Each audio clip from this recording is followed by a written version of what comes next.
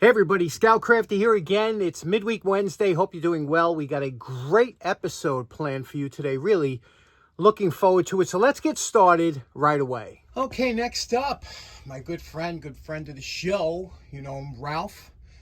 And he goes by Smithtown. And the comments from Ralph came up and he says, yeah, this is a good project for you. I know you like drop lights, and I do. I'm a big fan of all kinds of drops, especially the industrial ones. This one here, interestingly enough, this was a light-duty drop light, but very nicely made because it had that molded bakelite, but similar. And you can see the condition it's in. The wiring is just a little bit, and this happens a lot. The frame comes off. We'll inspect the cord.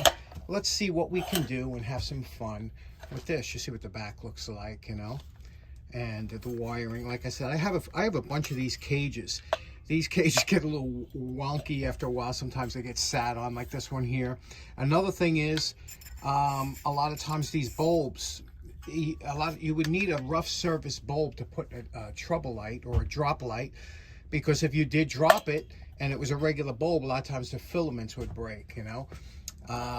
These are kind of a thing of the past, but let's take it apart and see what we can do. Remove the cage and the bulb. Now we're going to snip off the cable here, okay? I'm going to open this up. Now we can see here it was missing one screw from the bottom, and this piece is broken here. But the good thing is, a lot of times this is a standoff, okay? And probably went here. You can see that broken part here. Probably went here somehow. We'll have to see how that fits. And then we can glue that on. And because when it breaks clean like that, it always gives a good surface to re-glue. You just got to use the right glue here. But there we go. That looks good. That's some insulation from the wire. Here is the socket. Okay, we have the socket here. This uses a this type of push switch. These push in, push out. Switch sounds good. Pretty simple. Let's take this out here, unscrew the ground, and clean this up and re-glue that part. Every once in a while you come across a design that's just absolutely beautiful in its simplicity. And this is Bakelite. This is indeed Bakelite. And what this is, you can see here when the socket goes in here, these two metal brass pieces here are before this outlet. There's an outlet that you can plug into the drop light. Not everybody had that. So when this is placed in here like this, the socket, those two blades touch these two, and that's what gives you a contact. Now, over here is where your ground touches the ground, because it's meant for a three-bladed receptacle. But here's what's even more interesting. Here's the ground wire that comes up. They ran it all the way up to this little area here, which is what the cage is attached to. So the cage is grounded. Isn't that beautiful? You don't see that with, like, you know, certain lesser design. This is really well, it's UL listed, of course, so that's why you see it so nice. And we glued this up here, and we used a CA and some baking soda. CA and baking soda makes a rock hard, you know, finish. That's as strong as original. So now we'll finish cleaning it up, and we'll get this back together. Next up, we're going to inspect the cord, and when inspecting the cord, we found a tape here. Now, we're going to pull this electrical tape off to see what kind of damage it is. It could be just a little rub, which it feels like. It doesn't feel like it was a cut and repair, but we'll pull this off and see what it is underneath. It's always interesting to see. You know, there's an old time a saying that what guys used to take their RV when they go to the RV, and they get them big heavy duty extension cords that sometimes would get stolen. What they would do is, guys would, every 5 or 6 feet, they just wrap a big hunk of electrical tape around it, so it would look like it was repaired a few times and people wouldn't want to steal it. Here's what you could see. You could see here, this was, you see it? Had a crack in here. So we don't know how deep that goes. I'll cut this off because it's only, I don't know, maybe about 8 feet. The majority is on the other side where the plug is, so we'll just cut this. I'm calling this project done. This came out real nice. Here we go. What we did, we fixed everything up. We polished out the Bakelite here using Plastex. cleaned up the back here. We had to go over it. We used a fiber wheel for that. Straightened out the cage, did the reflector in the back, strain relief, put the cord in. Let's plug it in and see how it looks. Okay, I have it on a dimmer. Listen to the switch. Look at that, huh? I can bring it up and brightness or lower. I just have this bulb here. I'll find a LED bulb that's suitable, but this is a regular, just a clear bulb in here. But boy, what a nice little drop light. Very, very lightweight, but yet it has all the features of it. And there we go. This one's in the can. Ralph, thank you very much. Awesome light. Next up, my buddy Kent brought this down for me. What a great, look at this. This is a model G56A Fasco. And this was basically known as a Hassock fan. These were very popular in the 50s because of the simple reason that hot air rises, cool air stays down. So you put this here, it takes the cool air from down and blows it back up. And, you know, these were well made. You could stand on them. But this one here is missing a cord. Let's flip it over. Here's the bottom. Looks in very nice shape. There is what we always look for, the Underwriter Laboratory. Now you can see a little bit of dust in the motor, which is no problem. Again, we don't blow anything out. We'll vacuum that out. And here's where the cord, I believe the cord broke off or something. I don't know. There's a switch here. There was probably a cord. Let's open up that switch and see what's going on. Okay, one screw holds it on the cover. Cover comes off. There's a little fiber insulator there, and there we go. There's our switch. And let's see now, there was a cord supposed to come out of there. Let's see, let's lift this up here. And there should be a switch. Let's take a look. Okay, this used a 2-wire cord because this is the plug that Kent said was with it. No cord, just so it had a 2-conductor cord. And here's the cord that was coming in. This was a probably a tinned wire here, and you can see one went to the motor via this line here and a connector, and one was soldered to the switch here. So we'll take this off and put on a new cord, and then it runs back through that grommet. Here we installed the new cord and ran the wires back through the grommet, so it's ready to go.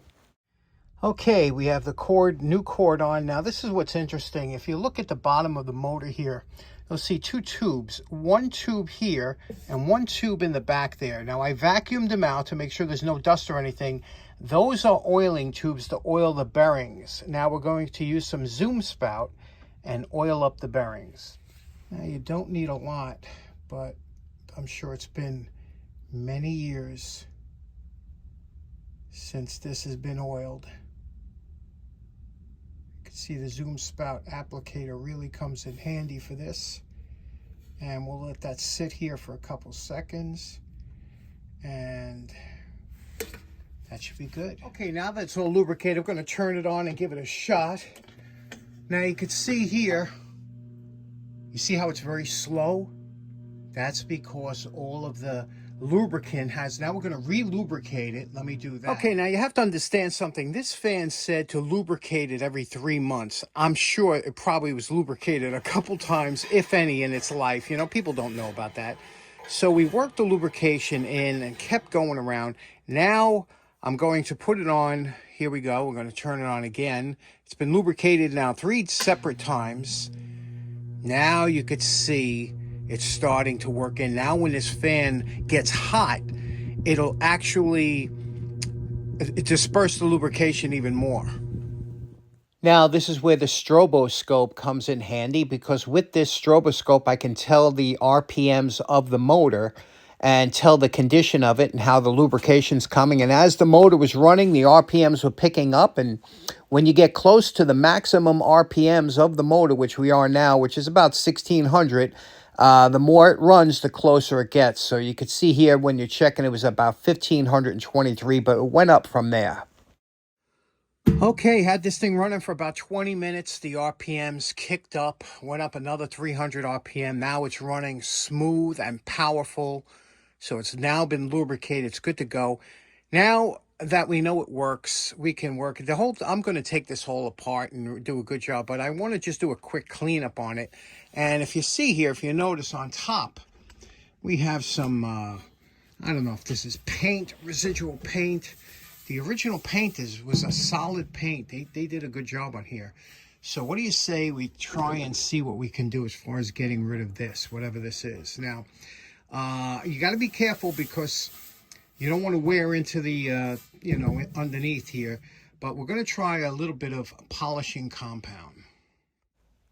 I have no idea what this white material is on here, probably some kind of paint, but we're going to use some polishing compound. The difference between polishing compound and polish is polishing compound is made for painted surfaces, where polish is made for bare metal. You can see it's leaving behind something underneath the white, but we're going to keep going with the polishing compound until we get all this off of here. It's not as abrasive as a rubbing compound, and it should leave the surface really nice and shiny. And then we'll just buff it off with paper towel. Okay, the 3-foot rule is in effect, but I got to tell you, look how nice this came out. Now, the whole fan could come out like this if you had enough time. And remember back in the day when we used to polish our cars and the rag would just, fall off the hood and you knew how smooth it was? This is exactly what... They probably used a good automotive paint on here because this thing was just lovely. Did it with the polishing compound, then went over with some wax. Super smooth, real nice. You could do the whole fan like this. So there we go. What do you think of this?